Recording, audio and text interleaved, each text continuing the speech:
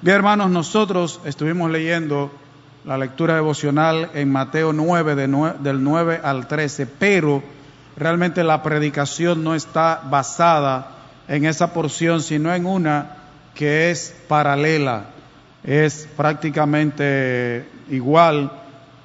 Se encuentra en Lucas capítulo 5, versículos 27 hasta el 32. La otra porción paralela es Marcos capítulo 2, versículos 13 al 17, pero aunque las tres porciones son muy parecidas y tratan el mismo asunto, Dios quiso que cada uno de los evangelistas escribiera un aspecto diferente del mismo hecho. Dios tiene propósitos, Él sabe por qué lo hizo así, y puso en mi corazón que escogiera Lucas 5, 27 hasta el 32. El versículo 27 de Lucas 5 dice: después de estas cosas salió, refiriéndose a Jesús, y vio a un publicano llamado Leví sentado al banco de los tributos públicos y le dijo: sígueme. Y note que dice después de estas cosas. ¿De cuáles cosas? Bueno, las que anteceden en el mismo capítulo 5, las más cercanas. Jesús sanó a un leproso. Pasaron tres cosas ahí que trajeron controversia. En los versículos 12 hasta el 16, el Señor Jesucristo sanó a un leproso, una persona que era despreciada, que tenía que vivir aparte, que cuando caminaba en la ciudad tenía que llevar un cencerro y tenía que vociferar leproso. Y el Señor hizo algo controversial. El Señor se le acercó y lo tocó. No debió haber hecho eso conforme, ¿verdad?, a lo que decía la ley y a la tradición. Pero también en los versículos 17 al 26, el Señor hizo otra cosa. Él sanó a un paralítico que unos amigos lo llevaron a la casa donde estaba el Señor. No pudieron entrar por la puerta, lo subieron al techo, abrieron un hoyo, bajaron al paralítico. El Señor lo sanó, pero hubo otra controversia. Porque el Señor le dijo a ese paralítico que sus pecados les eran perdonados. Y eso trajo un problema. Que lo sanara de por sí era un problema, pero que le dijera que los pecados eran perdonados, eso trajo una discusión. El único que puede perdonar pecados es Dios. Y el Señor le dijo: para que vean que yo puedo perdonar pecados y sanar, coge tu camilla y vete. Entonces, después de esas cosas, el Señor salió de esa casa y dice que vio a un publicano. Ahora, ¿qué era un publicano? Era una persona no muy apreciada en la sociedad judía. Era alguien que tenía el imperio romano, por lo menos en ese momento el imperio romano, le había dado la concesión de la recaudación de los tributos. Eran los que cobraban los impuestos en un determinado distrito. Y eran odiados, eran despreciados, no solo porque estaban al servicio del imperio, sino porque eran ladrones. ¿Qué resulta? El imperio romano le decía al publicano: tú tienes que cobrar tanto. Ahora, todo lo que cobres de ahí en adelante es tuyo. Entonces ellos, como no tontos ni perezosos, cobraban de más y la diferencia era de ellos. ¿Y qué le importaba al imperio romano? Pues ellos estaban recibiendo su dinero. Eso era una concesión.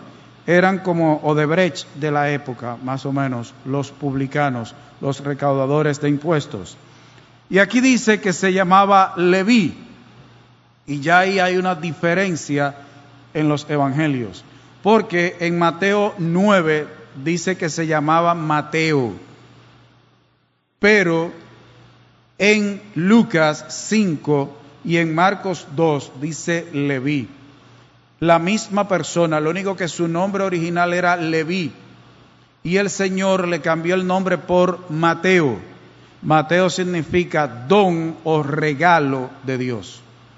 Y eso no era un problema. Los judíos acostumbraban, a veces le ponían un nombre al muchacho cuando era niño y después cuando crecía veían alguna condición de carácter y entonces le ponían un apodo. El mismo Señor no solo a Leví le cambió el nombre, sino al mismo apóstol Pedro, a Cefas, le cambió el nombre. Y los judíos, a unos hermanos que andaban con Jesús, le decían Boanerges, los hijos del trueno. A Tomás le decían Dídimo, el gemelo. Entonces, en este caso, Leví y Mateo, la misma persona. Luego que Mateo, él mismo, dice que era él, Mateo, el nombre nuevo que el Señor le dio, pero aquí en Lucas y en Marcos, Leví. Ahora, este señor estaba sentado al banco de los tributos públicos, cobrando sus impuestos. Era alguien a quien normalmente los judíos no le hablarían, a menos que fuera para pagarle el impuesto, no se iban a acercar a él. Sin embargo, el Señor se acercó a Leví, se acercó a Mateo, ¿y cómo le dijo? Sígueme. El Señor dijo eso en más de una ocasión. Sígueme. Antes venía un libro de inglés que era follow me, sígueme. Ahora, esta expresión en castellano es simplemente sígueme, pero en griego la palabra se refiere no solo a alguien que va detrás de otra persona, caminando detrás, también se puede referir a otro que sigue a una persona como compañero, uno que va por el mismo camino. Se puede usar tanto para alguien que va detrás, pero en el caso que como Jesús la usó, no simplemente fue para que Mateo lo acompañara, para que Mateo fuera detrás, sino que también esta palabra sígueme, en el original griego en que se escribió el Nuevo Testamento, tenía la connotación de alguien que iba detrás de otro como discípulo, como aprendiz. El llamado que Cristo le hizo a Mateo no solo era para que caminara detrás de él, para que lo acompañara, para que fuera con él en el camino. El llamado del Señor a Mateo, a Leví, fue para que se convirtiera en un discípulo de él, para que fuera un aprendiz del Señor. Cristo, cuando le dice a alguien sígueme, en el caso de Leví y de Mateo se lo dijo de forma audible, oral, pero hoy en día cuando el Señor le dice a alguien sígueme, a través de la predicación del Evangelio, cuando la persona puede estar leyendo la palabra, el Espíritu Santo le abre el entendimiento y entiende que Cristo le está llamando a seguirle, no es simplemente como un compañero de vida, para que alguien le acompañe en los sinsabores de la vida. Cada vez que Jesús llama a alguien, es para que sea un discípulo de Cristo, para que sea un aprendiz de Cristo. Una persona que dice que es cristiana, pero no está aprendiendo de Cristo, no es cristiana. Puede ser un religioso, puede ser un bautista, puede ser pentecostal, puede ser lo que quiera, pero no es cristiano. Porque un cristiano es alguien que aprende de Cristo, un discípulo de Cristo. La misma palabra cristiano tiene esa connotación. En el caso de Mateo, el Señor le dijo, sígueme, ven para que seas mi discípulo, para que aprendas de mí. Y eso mismo dice el Señor hoy en día a través de la predicación del Evangelio. Todo el que sigue a Cristo es un discípulo de Cristo. Es imposible ser cristiano y no ser un discípulo, un aprendiz de Cristo. Podrá ser otra cosa, pero cristiano no es. Porque la palabra pierde su sentido inmediatamente. Cristiano, aprendiz de Cristo. ¿Cuál fue la respuesta de Leví? ¿Cuál fue la respuesta de Mateo? Dice el versículo 28. Y dejándolo todo, se levantó y le siguió. La expresión dejándolo todo literalmente significa en griego que lo dejó todo. No que Mateo se puso a recoger el dinero que ya había recaudado. Yo no sé si en la época usaban un talonario, un recibo, pero lo dejó todo. Dejó la mesa, el banco, dejó el dinero, porque literalmente significa que lo dejó todo atrás, que lo abandonó todo. Es un término absoluto, no relativo. Y dejándolo todo. Esto indica compromiso. Compromiso.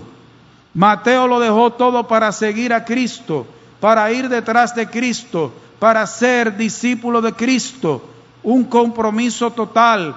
Pudo fallar más adelante porque todos los discípulos, cuando el Señor fue apresado, cuando el Señor iba a ser crucificado, le abandonaron, menos uno, aquel a quien él amaba. Pero de una manera u otra todos corrieron. Pedro le negó, pero no por eso dejó de ser discípulo de Cristo. Él le siguió, lo dejó todo. Cristo exige compromiso. No se puede ser cristiano sin ser aprendiz de Cristo, sin ser discípulo de Cristo y sin tener un compromiso real con Cristo de dejarlo, de abandonarlo todo. La gente piensa que eso solo es para los evangelistas. Bueno, el Señor te llama, tú te vas para otro pueblo, te vas para otro país, abandonas tu familia. El Señor nos llama a tener un compromiso de corazón y la disposición de corazón de que cualquier cosa que el Señor pida que dejemos atrás, la dejemos. La dejemos. Vamos a ver qué dice Lucas 14:26. Lucas capítulo 14, versículo 26. Si alguno viene a mí y no aborrece a su padre y madre y mujer e hijos y hermanos y hermanas y aún también su propia vida, no puede ser mi discípulo. O sea, el que no tenga la disposición de abandonar la familia, de abandonar su propia vida, no puede ser un discípulo de Cristo. Y la expresión que se tradujo aquí aborrecer es amar menos. El que no está dispuesto a amar menos a su esposa, a su esposo que a Cristo, no puede ser su discípulo. El que no está dispuesto a amar menos a su padre o a su madre que a Cristo, no puede ser un discípulo de Cristo. El que no está dispuesto a amar menos su carrera, su realización personal y profesional que a Cristo, no es digno de ser llamado discípulo de Cristo. El que no está dispuesto a amar su propia vida menos que a Cristo, no puede ser discípulo de Cristo. ¿Usted ve lo que exige Cristo? ¿Usted ve el costo de ser cristiano? Mateo lo dejó todo atrás, dejándolo todo. En griego es absoluto. Él ni siquiera fue a entregar, a esperar que los romanos recibieran. Él abandonó el banquillo de los tributos. Él dejó eso y se fue detrás de Jesús. Ahora, y usted dirá, eso es muy pesado. Wow, me está exigiendo la familia, me está exigiendo mi trabajo, me está exigiendo la profesión. Y de hecho es así. No podemos predicar otro evangelio. El verdadero evangelio de Jesucristo es compromiso total con el Señor. No es relativo. Con el Señor es absoluto. Ahora, esto tiene una promesa en Mateo 19:29. O si el Señor pide ser el dueño absoluto de todo lo que puede producir placer, el dueño absoluto del corazón, la mayor relación que pueda tener una persona. Ahora en Mateo 19:29 hay una hermosa promesa. Y cualquiera que haya dejado casas, o hermanos, o hermanas, o padre, o madre, o mujer, o hijos, o tierras, por mi nombre, recibirá 100 veces más y heredará la vida eterna. El Señor exige, pero hay promesa. Hay promesa. El asunto es que la gente se queda en lo que Cristo exige. Aquí Él está hablando de lo que da. Usted puede dejar padre, madre, lo que sea. Ahora, la familia de Cristo, ¿cuántos son? Óigame, la familia que el Señor nos da en la fe, yo no sé cuántos son. Pero en la eternidad, vida con el Señor, disfrutar de la presencia del Señor, Y les voy a decir algo. El disfrutar de una relación íntima, personal con Dios, el gozar de la presencia de Dios por toda la eternidad debe ser mejor que cualquier relación que podamos tener ahora, humanamente hablando. Así que el Señor exige: sígueme, sé mi discípulo, ven a aprender de mí. Y Mateo entendió, Leví entendió y lo dejó todo detrás. Y esa es la disposición que debe haber en el corazón de aquellos a quienes el Señor le dice: sígueme. Pero ¿qué sigue diciendo la porción en el versículo 29? Y Leví le hizo gran banquete en su casa, y había mucha compañía de publicanos y de otros que estaban a la mesa con ellos. Tanto en Mateo como en Marcos no es tan explícito acerca del banquete. En Mateo y en Marcos ya habla cuando el Señor está en el banquete, en la casa. Pero aquí dice que fue Leví, fue Mateo quien le hizo un gran banquete en su casa. Y la expresión gran es de abundante, de que era grande, que lo que había allí no era chiquito, que no era un picapollo de 4 piezas, que lo que Mateo le preparó, lo que Leví preparó era algo grande, era una mesa grande. Y de hecho, los judíos no usaban una mesa como nosotros, era algo pequeño y no se sentaban en sillas. No se lleve de esos cuadros que andan por ahí de que de la última cena, eso no era así. Los judíos se recostaban en cojines en el suelo o con las piernas cruzadas o recostados. Y la mesa era bajita, chiquita. Ahora, de que había comida, esa es la idea, de que era un gran banquete. Observe que también en el caso de Zaqueo, ¿qué hizo Zaqueo? Ofreció algo grande al Señor, lo recibió en su casa. El Señor le dijo: yo quiero morar contigo, posar contigo. Y Zaqueo le abrió su casa al Señor. Leví lo hizo, Mateo lo hizo, un gran banquete. ¿Quiénes estaban allí? Dice, había mucha compañía de publicanos y de otros que estaban a la mesa con ellos. Donde dice que había mucha compañía, era una muchedumbre. Eso significa la palabra, por eso es que dice que era un gran banquete, la gente que había allí no era poca. ¿Y quiénes estaban allí? Colegas de Leví, una compañía de publicanos y de otros que estaban a la mesa con ellos. Estas personas se atrevieron a acercarse y a sentarse con publicanos, con gente que normalmente los judíos no compartían. Pero este banquete que Mateo, que Leví le hizo al Señor, él invitó a gente que trabajaba en lo mismo que él, gente despreciada, gente ladrona, gente sin vergüenza.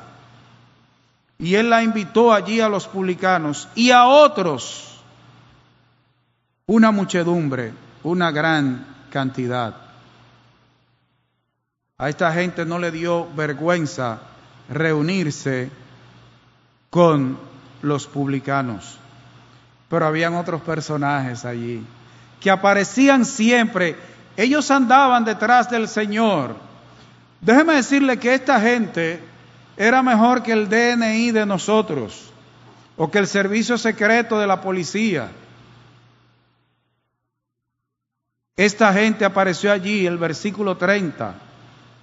Y los escribas y los fariseos murmuraban contra los discípulos diciendo: ¿por qué coméis y bebéis con publicanos y pecadores? Ahora, ¿quiénes eran los escribas y fariseos? Los escribas eran gente de letras. Mayormente eran secretarios. Había escribas no solo en Israel, en diferentes naciones habían escribas. En Israel tenían función, eran maestros de la ley, eran encargados de cuando un rollo de la ley se estaba dañando, buscar un rollo nuevo y comenzar a escribir en ese rollo todo lo que estaba escrito en el que se estaba dañando. Era gente que tenía un gran respeto por el nombre de Dios, cuando ellos estaban copiando un pergamino, pasándolo a un rollo nuevo, cada vez que tenían que escribir el nombre de Dios, ellos iban, se lavaban la mano y volvían con la mano limpia a escribir el nombre de Dios. Sospecho que algunos rollos duraban mucho tiempo para escribirse, porque entre pararse a lavarse las manos y volver, imagínese usted.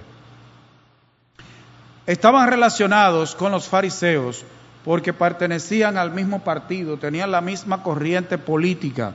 Estaban los escribas, los sacerdotes, los saduceos, los fariseos. Los saduceos eran partidarios de los sacerdotes, los escribas y los fariseos en la práctica formaban un solo partido. Era gente que se les consideraba como calificados para enseñar la palabra de Dios en las sinagogas. Y yo quiero que ustedes observen esta partecita aquí. Ellos ambicionaban honores que exigían especialmente a sus discípulos y que éstos les daban lo mismo que el pueblo. Los escribas exigían que se les rindiera honor.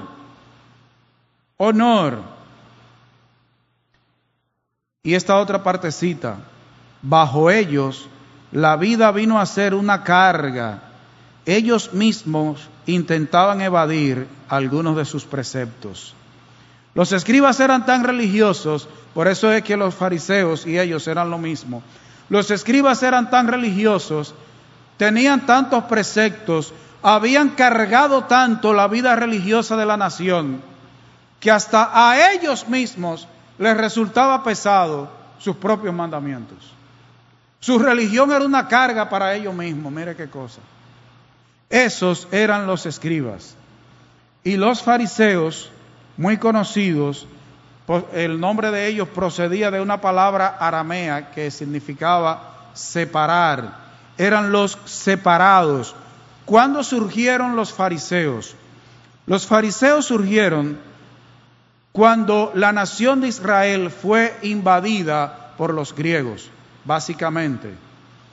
Los fariseos son descendientes de un grupo, no sé si usted lo ha visto en la prensa, los Hasidín. Ellos son descendientes de esa gente. Ellos se separaban, ellos se distinguían del común de la gente de la nación. Ellos surgieron prácticamente en el siglo II antes de Cristo. Que resulta que los saduceos y los sacerdotes estaban dispuestos a asimilar la cultura helenista, la de los griegos, los helenos. Pero los fariseos no querían otra cultura, otra cosa que no fuera lo judío. Y ellos se oponían a los sacerdotes y a los saduceos, de tal manera que los fariseos en una ocasión hicieron renunciar a un sumo sacerdote nada más porque él se parecía mucho a los griegos. Y los fariseos eran tan estrictos que en una ocasión, por su apego a las tradiciones judías y a diferenciarse tanto del resto de la nación, en una sola ocasión mataron 6,000 fariseos. Eran sumamente estrictos. Y eso de que les gusta hacer oraciones en las calles, los fariseos estaban muy pendientes a qué hora era, porque no importaba por dónde ellos fueran, por qué calles ellos fueran. Cuando llegaba la hora de la oración, ellos buscaban salir a una calle que hubiera mucha gente, para que la hora de la oración le cogiera frente a la gente y comenzara a orar en público. Eran una bendición como religiosos. Les encantaba hacer eso. Ellos se habían convertido también ya en un partido político, eran muy afectos a junto con los escribas. Y note que aunque eran enemigos de los saduceos, con relación a Cristo sucedió algo. Mire lo que hace el mundo. El mundo se une en contra de Cristo. Con respecto a Cristo dice, el enemigo de mi enemigo es mi amigo. ¿Qué sucedió con Cristo? 2 gobernadores que eran enemigos, cuando Cristo fue apresado, ¿qué hicieron? hicieron las paces. Los fariseos y los saduceos eran religiosa y políticamente enemigos. Sin embargo, se unían para atacar al Señor. Y eso lo sigue haciendo el mundo. ¿Usted cree que el hecho de que las feministas se hayan unido a los abortistas y a los LGBT para atacar a los cristianos es simplemente chepa? No, los enemigos de Cristo se unen en un determinado momento en torno a la enemistad contra el Señor. Y eso hicieron los fariseos. Eran muy influyentes. Los fariseos eran tan estrictos, ellos comenzaron a buscar en la ley y llegaron a contar 600 mandamientos. Y el problema de los fariseos es que ellos eran simplemente formalistas. Hay una diferencia entre ser legalista, ser fariseo y ser santo. El legalista es el que quiere salvarse guardando la ley. El fariseo tenía la ley más cosas que le habían añadido. El santo es el que quiere andar en obediencia a Dios para agradar a Dios, no para ganarse a Dios. El fariseo y el santo podían hacer lo mismo. El problema es que el fariseo lo hacía para guardar la forma, porque eso se veía bonito, porque eso era lo que se esperaba de ellos. El santo lo hace porque eso es lo que agrada a Dios. ¿Ve la diferencia? Dos personas pueden hacer lo mismo. Para uno le es pecado y para el otro agrada a Dios. Ahora, los escribas y los fariseos comenzaron a murmurar, comenzaron a mascullar, comenzaron a molestar a los discípulos de Jesús. Ahora, note que ellos no hablaron directamente con Jesús. ¿Con quiénes hablaron? Con los discípulos. ¿Pero a quién era que querían molestar? Al maestro. Y también porque alguno de esos discípulos pudo haber sido fariseo. Pues sí, pero verdaderamente, porque yo no hacía eso antes y ahora lo hago andando con este hombre. Y comenzaron a molestar a los discípulos.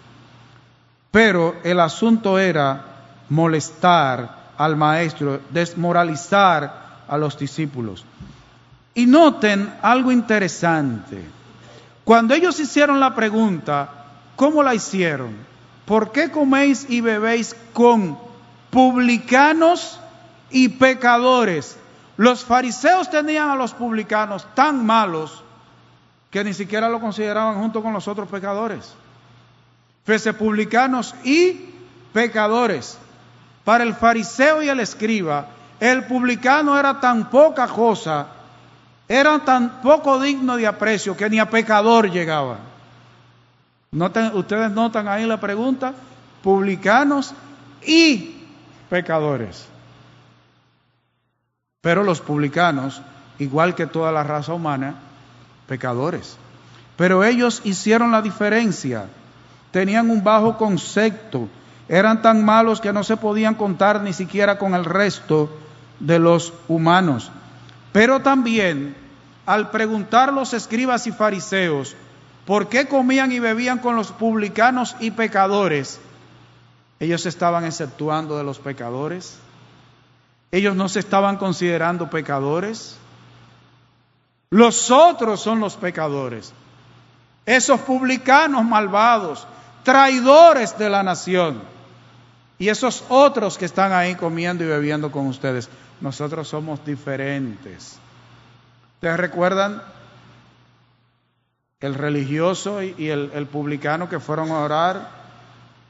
Señor, yo te doy gracias porque yo no soy como este publicano, este bandido, ladrón, sinvergüenza, que está involucrado en la cuestión de los tucanos también. Yo no soy como ese. Miren, hermanos, eso procede de un corazón que no entiende quién es Dios, qué es el pecado y quién es el ser humano. Ahora hay un caso famoso que todo el que es abogado, todo el que es psicólogo, todo el que tiene un programa de radio o televisión quiere estar hablando. El caso del payaso. Ahora, la gente condena al payaso. Yo no sé si es culpable o inocente, porque yo ni soy familia de los muchachos que lo acusan, ni soy familia del payaso, ni estaba abajo de la cama, ni metido en un armario, ni era la almohada. Pero hay gente que dice, sí, es verdad, ese sí es malo.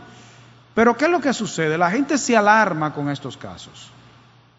Ahora, la gente cree, el ser humano cree que es diferente a ese payaso. Si es verdad que él es un pedófilo o un pederasta, depende, no es lo mismo. Sea pederasta o no, el asunto es que todo ser humano es malo, perverso y depravado a los ojos de Dios. El asunto es que cuando nosotros no entendemos lo santo, majestuoso y glorioso que es Dios, y lo sucio y asqueroso y abominable que es el pecado, ¿y quiénes somos nosotros? Creemos que somos mejores que el payaso Kanki. Simplemente que si es verdad que él hizo eso, ese pecado es abominable a los ojos de Dios, pero el que usted y yo cometemos también es abominable a los ojos de Dios. El asunto es que nosotros creemos, como eso llena nuestros sentimientos, nuestras emociones, nos encontramos eso tan asqueroso. Pero codiciar la mujer de tu prójimo también. O Dios no dice en la ley, en los 10 mandamientos, que no lo hagamos. El asunto es que eso golpea nuestras emociones. Decimos, ese bandido. Sí, pero ¿qué opina Dios de ti? De tu pecado. Por eso los fariseos decían publicanos y pecadores, nosotros no. ¿Qué concepto tenían de sí mismos? ¿Qué concepto tiene el ser humano de sí mismo cuando es religioso? ¿Usted cree que nosotros somos diferentes? No, quizás lo hablamos de otra manera. Quizás lo hablamos de otra manera. Yo lamento que aquí se perdieron, no sé si están guardadas por ahí, pero ya es difícil recuperar un estudio del hermano César Cáceres. Yo nunca lo olvido, y de eso hace años. El legalismo ayer y hoy. O sea, cuando el estudio era los miércoles, yo no sé cómo el hermano César Cáceres en media hora decía tanta cosa. El legalismo ayer y hoy, un tremendo estudio. Porque hoy están los fariseos, los escribas, los saduceos y los sacerdotes con otros nombres. Pero fíjese cómo ellos se veían aparte. Ahora, ¿a quién se le hizo la pregunta? ¿A quién ellos cuestionaron? A los discípulos del Señor. Ahora, ¿quién contestó? En el versículo 31. El Señor. Fue a él que le preguntaron. ¿Qué dice? Respondiendo Jesús les dijo, los que están sanos no tienen necesidad de médico, sino los enfermos. Mira qué respuesta tan directa y entendible. No se necesitaba un meme para eso. El Señor, de una manera sencilla, de una manera lógica, contestó. El Señor usaba muchas figuras del lenguaje, usaba proverbios, parábolas para hablar. Y el término sano aquí es totalmente bien. O sea, los que no tienen enfermedad no necesitan un médico. Los sanos no lo necesitan. ¿Quién es que necesita un médico? Los enfermos. Y usted dirá, bueno, pero esa es una respuesta lógica. Cristo no dijo nada grande. Y ellos entendieron. Ellos entendieron lo que el Señor estaba diciendo. Y Él sigue contestando. Y hay una diferencia con Mateo, porque en Mateo el Señor quiso que Él escribiera misericordia quiero y no sacrificio. Pero ya eso conlleva una explicación. Estamos en la porción de Lucas. La parte de sacrificio, porque Mateo fue usado por Dios originalmente para escribir a los judíos, y los judíos entendían el asunto de sacrificios. Pero estos eran ya, Marcos, Lucas y Juan eran para el resto de la humanidad. Y por eso no habla de ese aspecto de los sacrificios. Pero el Señor en el 32 continúa: no he venido a llamar a justos, sino a pecadores al arrepentimiento. Y cuando el Señor dice no he venido, está hablando de propósito. Yo no vine como un ser humano, yo no tomé forma humana para lo que ustedes creen. Mi propósito al hacerme hombre no es lo que ustedes imaginan. No he venido. La gente se imagina que Cristo nació, que Dios tomó forma humana, habitó en un cuerpo para que seamos ricos, para que no nos enfermemos, para que declaremos, para que le arrebatemos bendiciones al diablo. No he venido. Eso habla de propósito. Cristo le está diciendo: yo les voy a decir a ustedes ahora con cuál propósito yo vine. A lo suyo y a los suyos. No he venido. Ese venido ahí habla de propósito. Dice: no he venido a llamar a justos. Y llamar aquí tiene la connotación de invitar, convocar a alguien. Yo no he venido, el propósito mío de yo invitarles, de yo convocarles, de yo llamarles, no es a buscar a justos. Y esto, cuando él dice no he venido a llamar, podía parecer algo egoísta de parte de Cristo. Pero ¿y por qué que tú hablas tanto de ti, del propósito tuyo? En otra persona, eso que Jesús decía podía verse como egocentrismo. Pero Jesús lo que está diciendo, y cada vez que él habla, es que el mundo entero gira y debe girar en torno a él. Y que el destino eterno de todo ser humano depende de si acepta o rechaza a Cristo. Que la vida cristiana, que el evangelio gira totalmente alrededor de Cristo. Por eso es que dice: yo no he venido. El he venido ahí se refiere a yo. No he venido a llamar. Es Él quien llama. Fue Él quien vino. Y aquí dice a justos.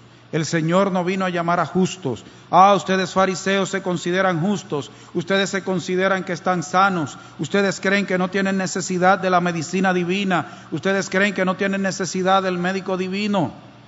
Y la palabra justo en el Nuevo Testamento es diferente a justo en el Antiguo Testamento. En el Nuevo Testamento, justo denota rectitud. Alguien que es recto, que hace lo correcto, lo que es bueno, que se ajusta a las normas de Dios, que anda en santidad, que es inocente. Realmente, Cristo no vino a llamar a justos. El propósito de Cristo, habitar en el cuerpo de un ser humano 33 años, padecer, morir, resucitar, ascender a los cielos, estar sentado a la diestra del Padre, intercediendo por nosotros, no fue teniendo en mente a los justos. Ese era el error de los fariseos. ¿Por qué? Porque qué bonito eran los justos, a la gente que vive conforme a los estándares, a las normas, a los preceptos de Dios. Pero esa es la gente que Dios tiene que buscar. Pero ¿y cómo es la cosa? Y entonces, ¿para qué yo me afano tanto? Es que hay un problema. Es que la palabra de Dios dice que no hay justo ni aun uno. Él no pudo haber venido a buscar justos porque no había ni hay uno. Él no iba a encontrar un solo justo. El único justo es Cristo. No hay justo ni aun uno. ¿Qué dice el Salmo 14, versículos 1 hasta el 3? Salmos, capítulo 14, versículos 1 hasta el 3. Dice el necio, eso sí hay mucho, en su corazón no hay Dios. Se han corrompido, hacen obras abominables. No hay quien haga el bien.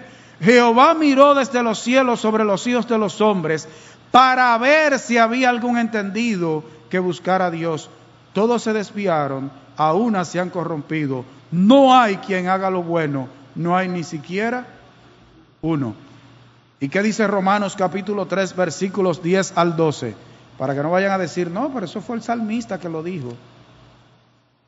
Romanos capítulo 3, versículos 10 hasta el 12, como está escrito: no hay justo ni aun uno, no hay quien entienda, no hay quien busque a Dios. Todos se desviaron, a una se hicieron inútiles, no hay quien haga lo bueno, no hay ni siquiera uno. No lo vamos a leer, pero el Salmo 53, versículos 1 hasta el 3 dicen lo mismo. Cristo no vino a buscar justos, porque Dios, que es omnisciente, vio desde los cielos que no había justo ni aun uno. ¿Y cómo Cristo va a venir a buscar lo que Él sabe que no hay? Él no vino a buscar a justos. Parecería una afirmación irónica de parte del Señor. Esa expresión tuvo la intención de señalar que los líderes religiosos no eran justos y que tenían necesidad de arrepentirse. Que el mensaje de Jesús es para los que entienden que tienen la mayor necesidad que puede haber, que es la espiritual. Dijo, yo no he venido a llamar a justos. Mi propósito no es llamar a justos, sino ¿a quién? A pecadores. Porque de eso es que está lleno el mundo. De pecadores. Y la palabra pecador significa errar el blanco o violar la ley de Dios, transgredir, irse más allá de los límites establecidos por Dios en su ley. Lo que significa que la palabra de Dios, poniéndolo en dominicano, es alguien que espiritualmente es un delincuente. Porque todo el que transgrede, viola una ley, es un delincuente. Y a la vista de Dios, todo ser humano es un transgresor de la ley. Por lo tanto, todo ser humano es un delincuente a los ojos de Dios. Todo ser humano. Esa es la palabra que más se usa para referirse a la condición de la raza humana, que dice Romanos 3:23, por cuanto todos pecaron. ¿Hay alguna excepción que significa todos? Todos, sin excepción. La palabra de Dios dice que el pecado entró en el mundo 5:12 por un hombre, y por el pecado la muerte, Romanos 5:12. El pecado entró en el mundo por un hombre, el pecado, toda la humanidad, todos estamos contaminados con el pecado. Una enfermedad espiritual que es hereditaria.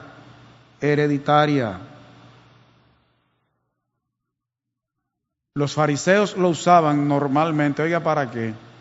Por eso es que ellos decían publicanos y pecadores. Los fariseos acostumbraban llamar pecadores a los publicanos y a las prostitutas. Ellos no se consideraban pecadores porque no eran ni publicanos ni prostitutas. Pero Dios dice, por cuanto todos pecaron y están destituidos de la gloria de Dios. ¿A quiénes vino a llamar el Señor? A pecadores, no a justos, no a los buenos. Ahora, te digo algo esta noche. Si tú no te consideras pecador o pecadora, Cristo no vino a buscarte a ti. Cristo no vino a llamarte. Cristo no vino a invitarte, a convocarte a sus bodas, a invitarte a ser parte de su reino, a ser parte de la familia de Dios. Eso no tiene nada que ver contigo. Tú estás fuera de eso. Tú no tienes parte en esta bendición ni en las promesas de Dios si te crees justo, si te crees justa. Porque Él no vino a llamar a justos, sino a pecadores. A los que saben que han ofendido la santidad de Dios que andan en desobediencia, que son transgresores, que no cumplen, no llenan las expectativas de Dios. Ahora, ¿a qué dice el Señor ahí que vino a llamar a los pecadores? Al arrepentimiento. Al arrepentimiento. Ese término griego significa un cambio de mentalidad. Cambio de mentalidad. Y en hebreo, la misma palabra arrepentimiento, en hebreo es un cambio de acción y en griego un cambio de pensamiento. La palabra arrepentimiento significa cambiar de y volverse a. Tenemos que cambiar de forma de pensar, de forma de actuar y volvernos de las tinieblas a la luz, de la potestad del diablo a Dios, de condenación a salvación, de resurrección para condenación a resurrección para vida eterna con Dios. Es cambiar de y volverse a. Eso también tiene una implicación. El que dice que es cristiano, pero en su vida no hay cambio, no es cristiano. Porque la palabra arrepentimiento significa cambiar y volverse. Cambiar de y volverse a o hacia. Y no es dar un giro de 360 grados, como dicen algunos, es de 180. Porque si lo da de 360 se queda igualito. Lo que va a dar es una vuelta entera, es media vuelta. Es media vuelta.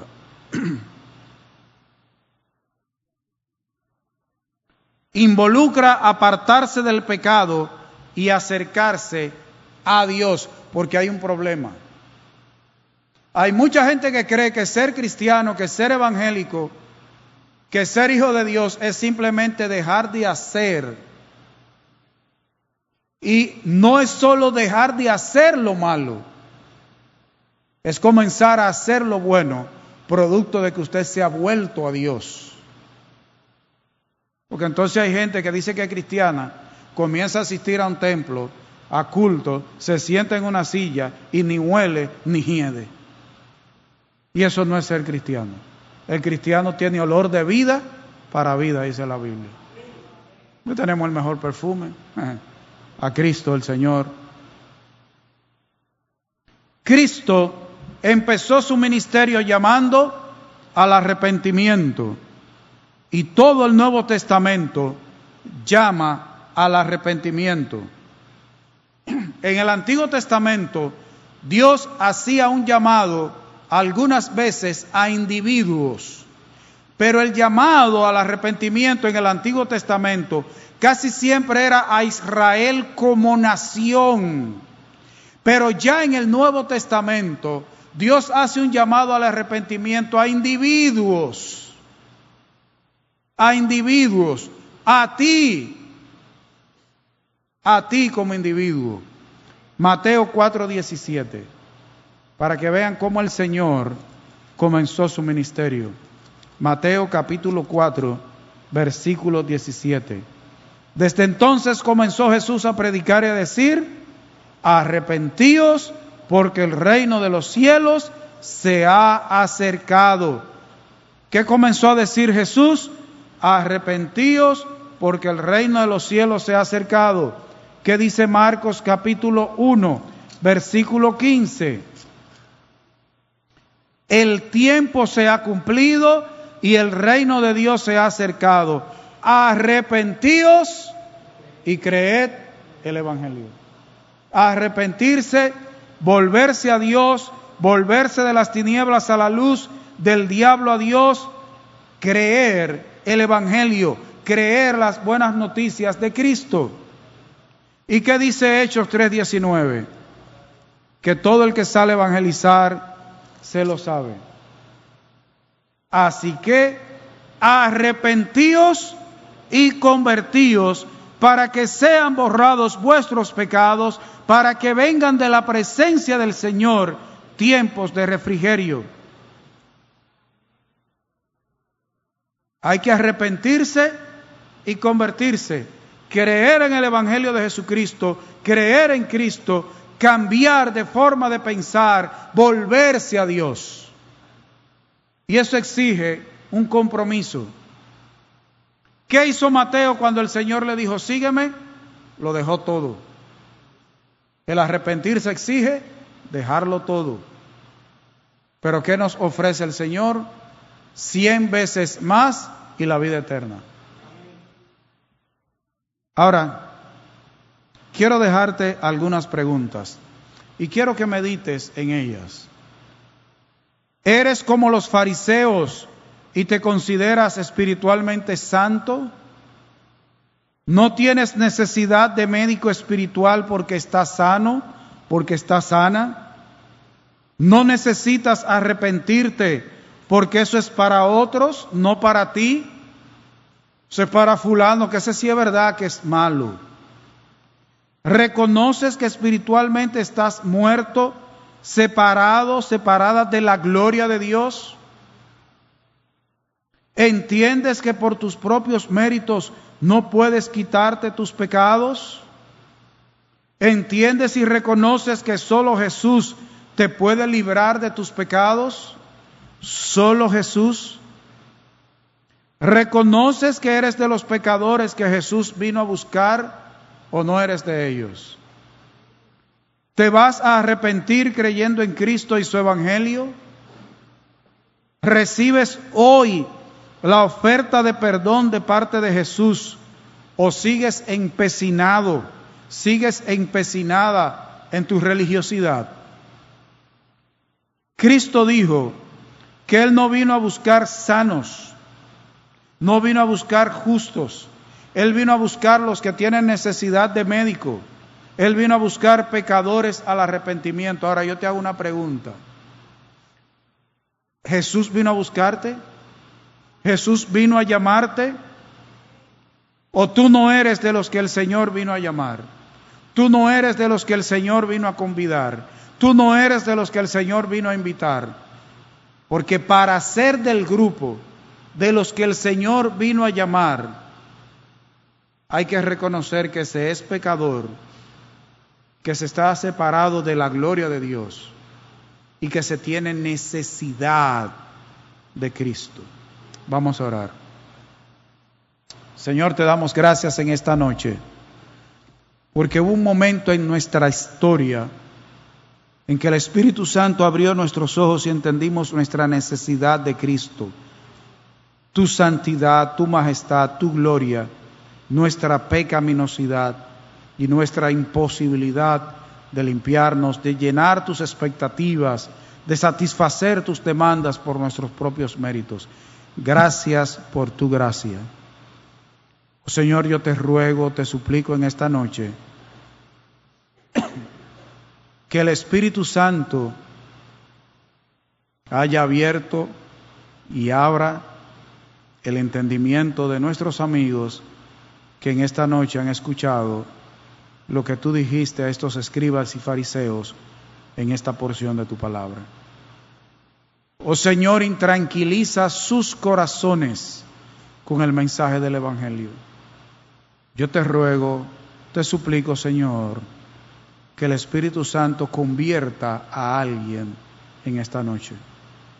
Simplemente lanzamos la semilla, simplemente regamos, pero el crecimiento lo das tú. Oh Señor, que en esta noche aquí haya algún corazón que sea terreno en el cual tu palabra pueda producir fruto para vida eterna. Que esto sea para honra y gloria del Señor Jesús. En el nombre de Él lo pedimos. Amén.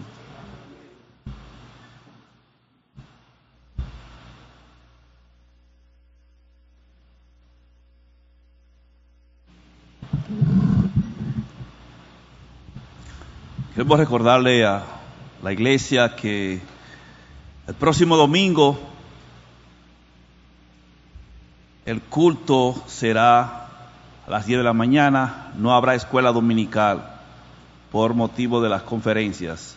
Muchos de los maestros estarán en la conferencia, por lo tanto no habrá escuela dominical ese día, pero sí habrá culto. Vamos a concluir.